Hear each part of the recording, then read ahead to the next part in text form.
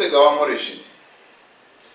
Anti Kaduka gemanya gakozesa ku TikTok ate agaddala ye Ellen Nakimanya.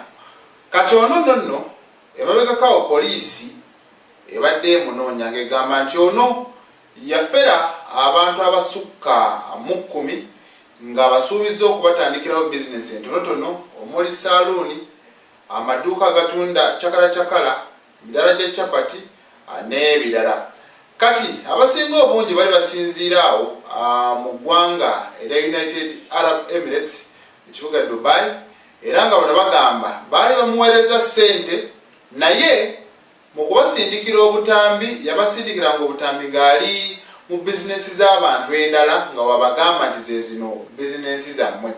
Kati basobola okubeera nga bamubuuka era ne bakozesa abantu baabwe okuva eno mu ggwanga erya Uganda ne baggulawo emisango. Gasooka ne galaga nti ono yaddukidde mu ggwanga erya Tanzania, naye kyaddaaki asobodde okubeera nga ateekayo obubaka. Waliwo agambye Anti Kaduka Mashaini nsinzidde wano mu ssaza lya Ssaabasajja Kabaka e Toronto mu Tanzania. Amawulire ki eyo? Canada ng'ennyogoga nnyo okusinga Tanzania, bw'atyo wasobodde okubeera nga ateekayo ebigambo bye. Kati kino kiraga nti Anti Kaduka yayitiraawo e Tanzania, era mu kuva e Tanzania kwe kugenda mu ggwanga erya Canada. Toronto kibuga kya Canada, okiwulira bulungi nnyo, kitegeeza nti ono gy'asinziira okubeera nga aweereza obubaka buneeno. Mu mbeera bw'etyo si ye yekka asoose okuba nga agenda e Canada, newankubadde abamu bagenzeyo mu bulungi.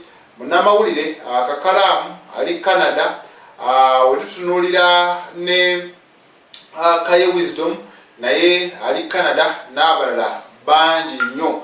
Kati mu mbeera bw'etyo Anti Kaduka bw'ati bw'asobodde okubeera nga aweereza obubaka.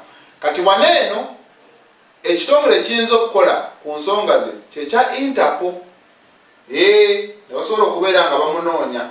Naye ekitali ekyo, kati waneeno gavumenti yaffe eya Uganda awo teyinza kugenda maaso na kubeera nga emuyoolayo oba nga we yakoze Dr. Besigye.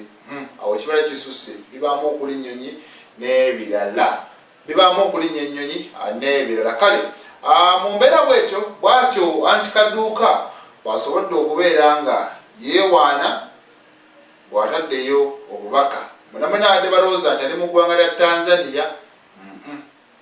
Abakubye ekimmooni eyo yayitirayo buyitizi okugenda e Canada.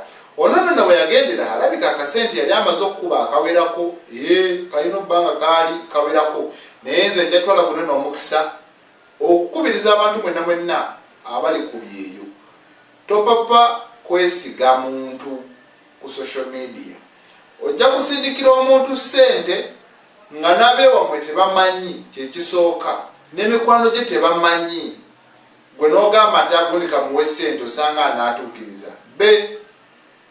Ebintu kati byakyukamu, omuntu oba amuwa ssente nga wooteesize bafamireyo, at least ko beesigeko ak'olumu babeerewo bamonitalinge oyo gwe weesiga.